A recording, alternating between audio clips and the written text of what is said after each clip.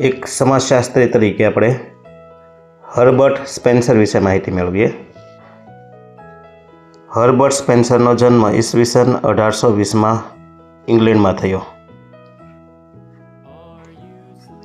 તેમણે ઈસવીસન 1873માં the study of sociology અને 1876માં ધ પ્રિન્સિપલ્સ ઓફ સોશિયોલોજી નામનું પુસ્તક લખ્યું. સમાજના વિકાસની પ્રક્રિયા સમજાવવા માટે સામાજિક ઉત્ક્રાંતિનો સિદ્ધાંત રજૂ કર્યો. તે સમાજની તુલના એક જીવંત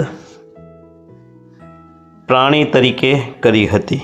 સમાજ છે ને એક જીવંત પ્રાણી છે. તેમના મતે જેમ શરીર જુદા જુદા ભાગોનું બનેલું છે તેમ સમાજ પણ જુદા જુદા ભાગોનો બનેલો છે. જો સમાજને જીવંત રાખવો હોય તો તેના દરેક ભાગોએ સાથે મળી કાર્ય કરવું જોઈએ. આ સિદ્ધાંતમાં તેમણે પ્રાણીઓની જેમ સમાજની પણ ઉત્ક્રાંતિ થાય છે તે બાબત સ્પષ્ટ કરી રજૂ કરી હતી.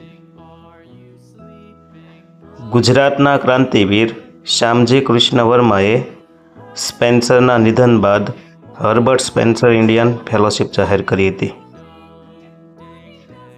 અસ્તુ. જય હિન્દ, જય ભારત.